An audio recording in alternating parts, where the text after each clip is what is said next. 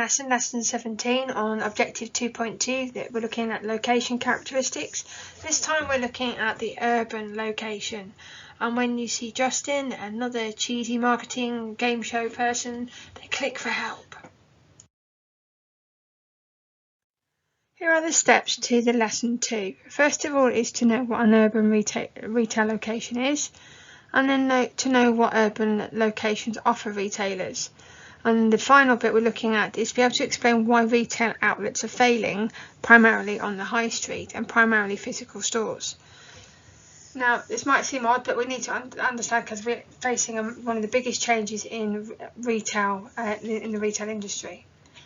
The vocabulary for today will be urban, because that's what we're looking at. We're looking at the location factors that urban offers retailers, a unique experience that these physical outlets, these high streets want to offer, and how if you can get the right experience, then you have a thriving high street. We need to understand fixed costs. Those are the costs that a retailer has to incur which are not linked to products. And if the costs are kept low, then you've got a good amount of profit. And what we talk about a profit margin is where you've got the sales price and you've got your cost, and that little bit in between, that sandwich in between, is called your profit margin. You'll know you've completed the lesson when you can state what an urban retail location is, that you can describe how thriving high streets offer unique experience and what they do, and you can explain how and why physical stores are in crisis and causing many high street outlets to close. The careers focus again is retail. We've got airport information assistant, a barista and a bookseller. Your tasks for urban location, you've got 3. First one is about retailer locations, second thriving high streets, and the third one is high streets in crisis. Only 3 for this lesson. Urban locations for retailers. Retailers that are located in town and city areas where there is a high concentration of people are located in urban areas. Within these urban areas there will be a clearly defined shopping area that will have a large concentration of physical stores. Also, within urban areas, there are less dense areas with fewer people and less footfall, such as smaller shopping hubs and high street. Retailers will also locate in residential areas where they may be the only physical store in the area. Many large-scale, well-known retailers will locate in these urban areas. Urban areas tend to have a high footfall and will attract people from other geographical areas. Now remember, we're dealing with locations, so we're dealing with physical stores, so we are not dealing with online, multi-channel, hybrid or franchise. So that leaves us with physical store, a pop-up shop, concessions and a market stall.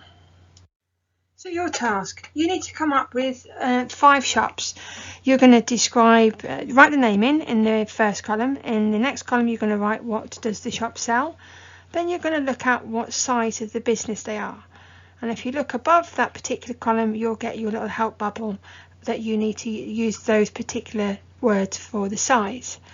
Then on the 4th column, what ownership type are they? And again, if you look above that column, you'll see the help bubble that will appear, and that will tell you what words you put in that column. What type of outlet are they? Well, that is down below with the icons at the bottom. And then comes the next part of the task, the location part. Where exactly are they? So you need to not only find the name of the shop, you actually need to find one that you can locate. So you describe that in the that column, 1, 2, 3, 4, 5, 6 column along, and you put your answer in there. And in the 7th column, why do you think they chose that location? So based on all the information we've discussed so far, you then write your reason in the 7th column. The following is taken from the Great British High Street website. About the Great British High Street. The High Street is the life and soul of communities across England, Scotland, Wales and Northern Ireland, and is crucial in creating jobs, nurturing small businesses and driving local and regional economies. Consumers are looking for a range of experiences on the High Street, from shopping to leisure to health services. The most successful high streets offer a unique experience that people cannot get anywhere else. The nation's high streets face challenges. However, the government, Visa and other partners are committed to helping businesses and communities find ways to adapt and innovate, thus ensuring that our high streets continue to thrive both now and into the future. The Great British High Street Awards, the GBHS, share leading examples of the ways high streets are succeeding in overcoming the challenges of a rapidly changing environment and will actively encourage the adoption of best practices across the nation. On the left is the Best High Street winner in 2019 in Treorchy in South Wales, and on the right is Kelso, that's the Rising Star High Street that won the award in 2019. So if you're using a PowerPoint, click on the link below to learn how the Great British High Street is supporting small businesses. If you're watching this as a video, to learn how the Great British High Street is supporting small businesses, type Retail Gazette Great British High Street winners into Google and then you'll get the link and it will take you to the same article that we're looking at now. Task 2. What makes it a thriving high street? Explain the importance of a thriving high street to local communities. That goes in the box on the left, and on the box on the right, use Google Maps or Google Earth or other satellite imaging programs available and select one of the winners from the Great British High Street. Have a look at the high street and describe what you see and explain why you think it won the award. So question 1 is making sure you go back and pick out the main points from the text we've just looked at. And question 2 is about you going to find the high street and you writing your description of why you think it won the award on the right hand box. High streets. How many UK shops have closed?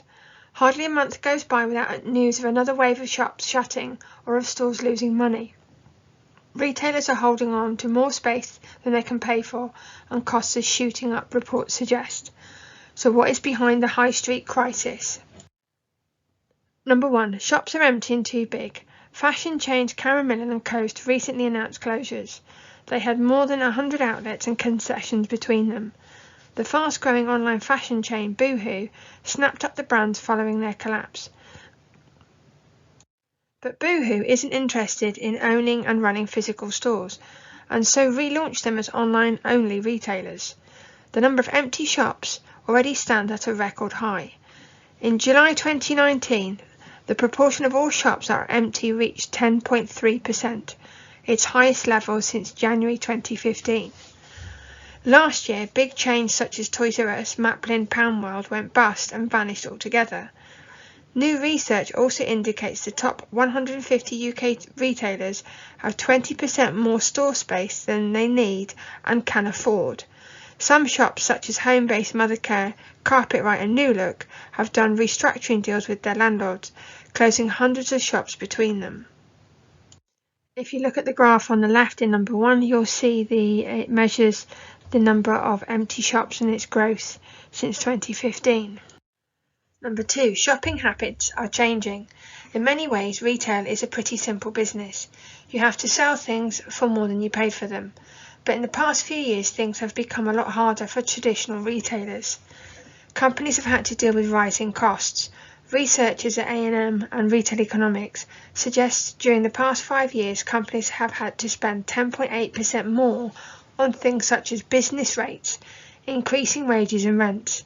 At the same time, retailers are trying to adapt to rapidly changing shopping habits. Consumers now spend 1 in every £5 online, and if businesses are seeing 20% fewer sales on the shop floor, as well as their fixed costs rising, then profit margins will be squeezed. So before we go any further, let's just make sure that's understood. So business rates is the cost of the building, wages obviously from staff, and rent. Now these things are not product linked, so they're all part of fixed costs.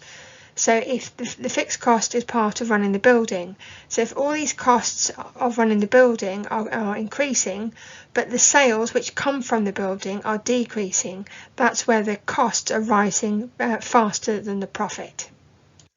This huge shift in spending is making businesses think again about how they make money. Too many retailers either fail or are unable to adapt. Those with underlying problems have suffered. Take Debenhams. It's been struggling for years. Its previous owners had saddled it with a huge amount of debt and it was tied into long leases. Another department store, House of Fraser, was rescued last year by Mike Ashley's Sports Direct. He outlined a plan to create the Harrods of the High Street and said about 80% of the stores would remain open. But he's now admitted the business was losing more than £1 million a week.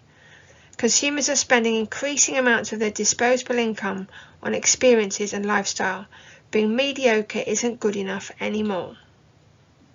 If you look at the graph on the right, you'll see it's showing an increase in online spending from 2016, and it's got sharp rises towards the end of the year, and I'm sure we can work out what's going on in the retail world at the end of each of those years. Number 3, footfall is declining.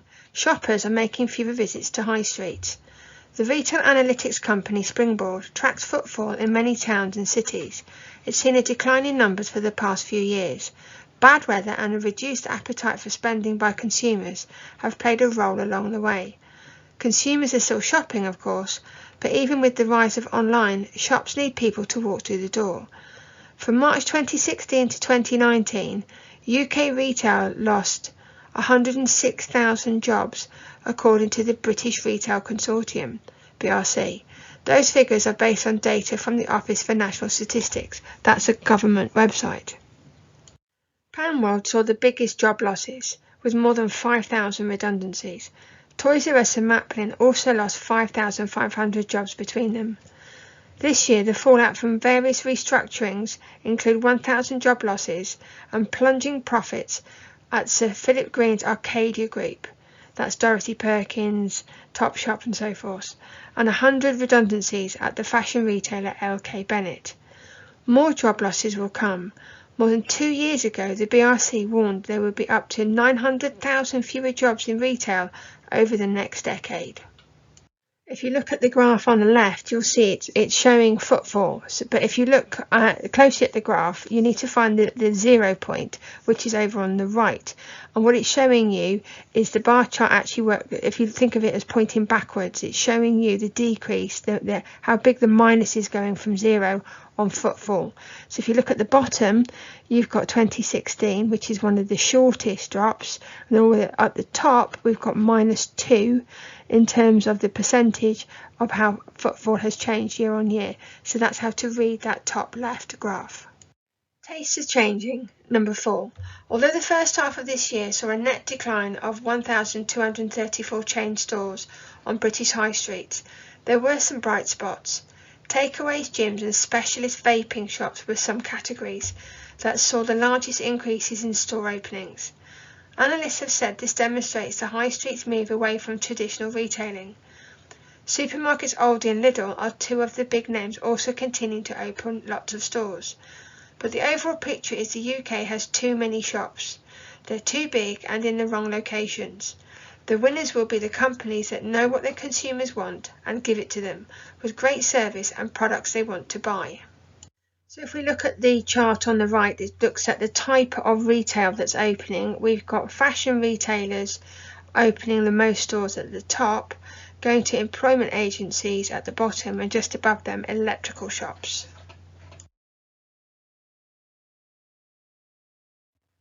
Task 3. High Streets in Crisis. Number 1. Explain the reasons why the high street is in crisis and summarise the data shown in the 4 diagrams that we've just looked at. So in the left hand part of the table, then we need to look at the reasons why people are moving from physical stores into online. So we're looking at probably the first part of the articles. That's slide 9. And as we go through, it's the key points from each of those 4 sections that you need to put into that left hand part of the table. On the right hand part, summarise the data shown in the 4 diagrams. First of all, you need to then make a statement about what each of those graphs are showing you. And as we went through those last 2 pages, it did give you an idea of what it is that you can read it from the charts. So then you can actually look at what is going on in the data. So you would say in graph 1 it shows me this, and you have a description. In graph 2 it shows me this, and you have a description. You don't need to comment on whether it's a good point or a bad point or analyse what's going on. You've been asked for a summary, so you literally are describing what you see.